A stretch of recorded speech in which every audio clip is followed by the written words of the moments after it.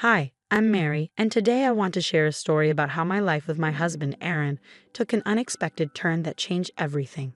Our lives were pretty simple. We both worked from home, enjoying the peace and routine we had built together. It was just the two of us until one day, Aaron's sister, Karen, showed up unannounced with her daughter, Teresa. It wasn't the first time Karen had dropped Teresa off for a few hours, but this time marked the beginning of a new chaotic chapter in our lives. "Hey, I'm really caught up with some things. Can Teresa stay with you today?"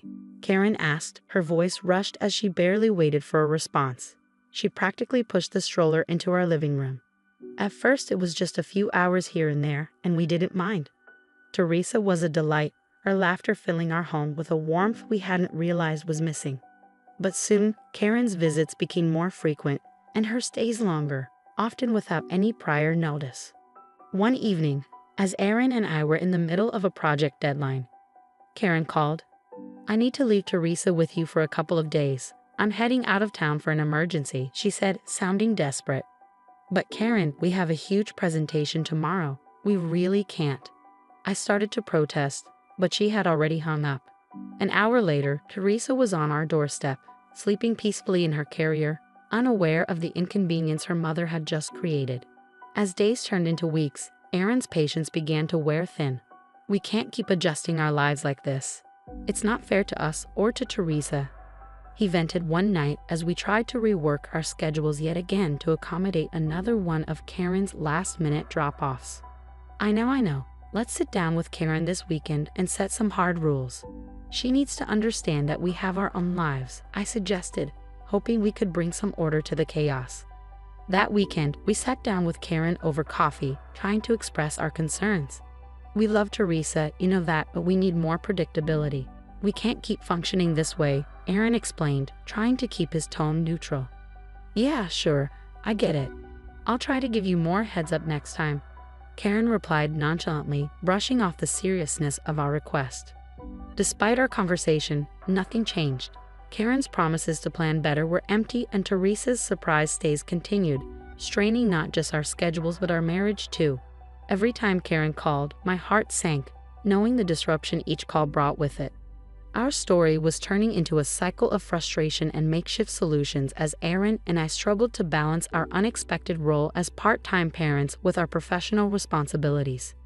But through it all, our bond with Teresa only grew stronger. Her presence was a silver lining in the storm that had become our daily lives. As the weeks turned into months, I realized that despite the challenges, Teresa had become a part of our family in a way we never expected. But little did we know, the real storm was yet to come, one that would test us in ways we couldn't imagine. We were wrapping up at a conference when my phone exploded with notifications, frantic texts from our neighbor, and several missed calls from an unknown number. My stomach sank as I stepped outside to call back. "You need to come home now. There's a serious situation with Teresa." Our neighbor's voice trembled through the phone. Aaron and I rushed home, our minds racing with worst-case scenarios. As we pulled up, our usually quiet street looked like a scene from a drama show, with police cars and a social services vehicle parked outside our house. My heart dropped. "What's going on?" "We're Teresa's aunt and uncle," Aaron said as we approached the officer in charge. "We received a call about a child left unattended. Can you explain why the child was alone?" The officer questioned sternly. Before we could answer, Karen burst through the crowd, her face a mix of panic and anger. "This is all a misunderstanding. I just left her for a little bit. They're always home." "Karen, what were you thinking? We were at a conference. We told you," I said, trying to keep my voice steady despite the anger bubbling inside. The social worker stepped forward, her expression serious. "We need to sort this out properly. It's clear there's been neglect." "No, you don't understand. Teresa is not our child. We didn't even know Karen was going to drop her off today," Aaron interjected, his voice firm. The social worker took notes while the police talked amongst themselves. Karen stood there, shifting from foot to foot, her usual defiance replaced with a nervous twitch. "Look, we take care of Teresa a lot, but there was no arrangement for today. Karen knows we have professional commitments," I explained, hoping to shed some light on the chaos. The officer nodded. "We'll need to verify all these details. For now, we need to ensure Teresa is safe." As they spoke, I couldn't help but I glanced over at Teresa, who was being held by another officer. Her small face was filled with confusion and fear, and my heart ached to see her like that, caught in the middle of an adult mess. After hours of discussions and calls, the immediate crisis was diffused. The officers and social worker eventually left, but not before making it clear that a follow-up visit was on the horizon. Karen apologized half-heartedly before leaving, but the damage was done. I can't believe she just left Teresa like that. What if something had happened? Aaron said, his face etched with worry after everyone had gone. We need to do something, Aaron. We can't let this happen again. Teresa could have been seriously hurt. I replied, my mind racing with the implications of the day's events. Yeah, we need legal advice. We have to protect Teresa, and frankly, ourselves too. This can't go on, Aaron agreed, his usual calm demeanor replaced by a resolve I hadn't seen before. As we settled back into the quiet of our home, the events of the day replayed in my mind. It was clear that our informal arrangement with Karen had to end.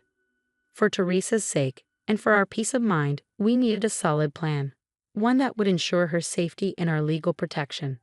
But as I watched Teresa sleeping peacefully in her temporary crib, unaware of the turmoil around her, I knew this was just the beginning of a long and complicated journey. We need to talk about Teresa's future, Aaron said as we met with a family lawyer the following week. We're considering foster care or even adoption if that's what's best for her. The lawyer nodded as she sorted through some papers. Given the circumstances, fostering is a viable option, but you'll need to start the process formally. There's a lot involved: home visits, background checks, and several court dates. Whatever it takes, I replied, determination settling in. The thought of Teresa being anywhere but safe was unbearable. Meanwhile, Karen's visits dwindled as her own issues mounted. When she did show up, the tension was palpable. Why are you doing this? You're trying to take my daughter, Karen accused during one of her increasingly rare and heated visits. It's not about taking anyone. It's about what's best for Teresa. You're her mother, Karen, but you can't even tell us when you'll pick her up or drop her off. Aaron countered, frustration bleeding through his measured tone. I'm her mother. You think you can do this better than me? Karen's voice cracked, a mix of anger and despair. We are doing this because we have to, Karen. Someone has to be stable for Teresa, I added, hoping to soften the blow. The legal process was slow and grueling. Teresa became more and more attached to us, her routine with us providing a stark contrast to the sporadic appearances of her mother. Each court appearance, each home visit from social services felt like stepping onto a battlefield, fighting for the right to give Teresa a normal life. Mrs. and Mr. Smith, we've observed Teresa's interaction with both of you. It's clear she views you as her primary caregivers, the social worker noted during one visit, scribbling notes as Teresa played quietly at my feet. We just want what's best for her, Aaron explained, and I squeezed his hand, thankful for his unyielding support. As the court date approached to decide Teresa's future, Karen seemed to unravel further. You can't take her from me. I'll fight you, she warned over the phone one evening. We don't want to fight, Karen. We want Teresa to have a stable home. Why can't you see that this is bigger than any of us? I tried to reason with her, but it felt like talking to a wall. The day of the ruling, we sat in the courtroom, hands intertwined, the weight of the past months bearing down on us. Karen was there, looking worn and defeated. The court has decided to grant temporary custody to Mary and Aaron Smith, with the possibility of moving towards adoption if conditions do not improve for the biological mother, the judge finally declared. Relief washed over me, tinged with sadness for Karen. As we walked out of the courthouse, Karen approached us. Take good care of her. That's all I asked, she said, her voice soft and resigned. We will, Karen. We promise, Aaron replied, compassion in his voice. As we drove home, the sun was setting in a brilliant display of oranges and reds.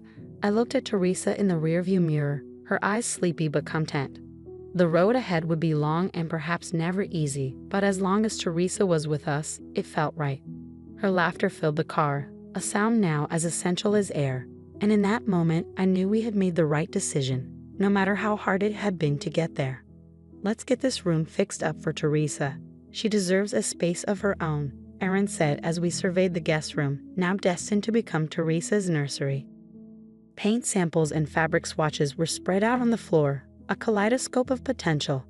I think she'd love this sunshine yellow. It's bright and happy, just like her, I suggested, holding up a swatch. Aaron nodded, and we set to work transforming the room into a haven for Teresa, assembling furniture and decorating the walls with cheerful decals. As we worked, our conversations often drifted to Karen and how we could facilitate a healthy relationship between her and Teresa. It's important for Teresa to know her mother, no matter what's happened, I mused, smoothing down a decal. Absolutely. I'll reach out to the social worker and set up a schedule for supervised visits. We need to ensure it's structured and safe. Aaron agreed, his voice firm but thoughtful. The first supervised visit was set for the following week at a local park. Karen arrived looking nervous but hopeful. Teresa ran toward her, a small giggle escaping as she flew into her mother's arms. "It's good to see you, Teresa," Karen whispered, hugging her tightly. "I've missed you so much." "We've set up some ground rules, Karen. It's important that these visits are positive for Teresa," I said, watching them closely. "I understand. I don't want to cause any more trouble. I just want to be part of her life, even if it's like this," Karen replied, her eyes not meeting mine. As they played, Aaron and I discussed our approach moving forward. We should keep these visits regular but always supervised. Maybe over time, we can revisit the terms.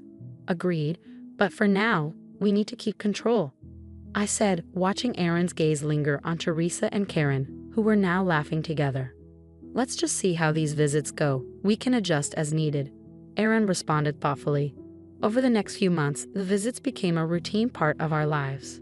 Karen seemed to stabilize somewhat, her interactions with Teresa growing more natural, yet the shadow of past events lingered as a reminder of the boundaries we had set. During one visit, Karen appeared more upbeat than usual. "I've been taking some classes and I'm trying to get a better job. I want to be someone Teresa can be proud of," she shared during a quiet moment. "That's great to hear, Karen. It's good for Teresa to see you working to improve things," I acknowledged, feeling a cautious optimism. As the year progressed, Aaron and I revisited the arrangement. "Do you think we should start allowing Karen a little more leeway with the visits?" I asked one evening, considering Karen's progress. "Maybe," Aaron replied, always cautious. "Let's discuss it with a social worker and see what she thinks. Karen has been doing well, and it might be time to test slightly relaxed conditions." With each step, whether painting a nursery or navigating the complexities of supervised visits, Aaron and I found our rhythm in this new life. Despite the challenges, or perhaps because of them, our family felt stronger, more resilient. Teresa's laughter had become the heart of our home, and every decision, every effort was made to nurture that sound. As we moved forward, cautious yet hopeful, I knew that no matter the complexities of the past, our future was something we could shape into something beautiful, for Teresa and for us. "Can you believe how fast Teresa is growing up? She's reading already," Aaron marveled, watching Teresa curled up in a corner of her room, absorbed in a picture book. "It's amazing. She's like a little sponge, soaking up everything," I replied, my heart swelling with pride at her eagerness to learn. At one of our family barbecues, Karen arrived a bit early to help set up, a sign of how much she had changed over the years. "You know, Aaron, Mary, I can't thank you enough for what you've done for Teresa. Seeing her so happy and healthy, it means the world to me," Karen said, handing her a stack of plates to set on the table. "We're glad you're here too, Karen. It's been good for Teresa to have you in her life in a way that's healthy for everyone," Aaron said. "Hey Mom, look what I drew at school today." Teresa ran over, waving a colorful drawing of our family, including Karen. "That's beautiful, sweetie. You included everyone." I praised her, and she beamed with joy. "Yeah, I wanted it to have all the people I love," Teresa explained, pointing at each figure she had drawn. As the afternoon waned, Karen sat down next to me, watching Teresa play with her cousins. "She's really thriving with you.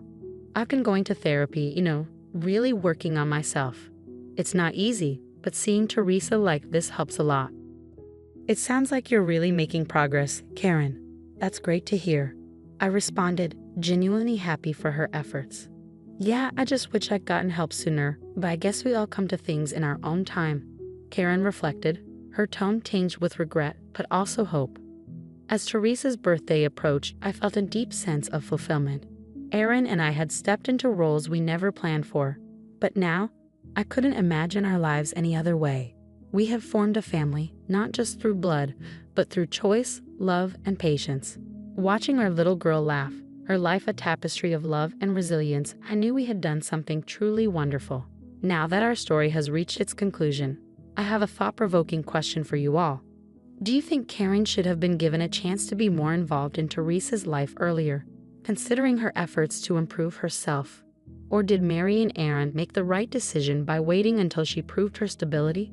This touches on themes of redemption and trust, and I'm eager to hear your thoughts in the comments below. How would you balance the well-being of a child with the rights of a parent who is trying to turn their life around? If you enjoyed this story and the discussion it sparked, please don't forget to like this video and subscribe to the channel for more content like this. Your engagement helps us keep these stories coming.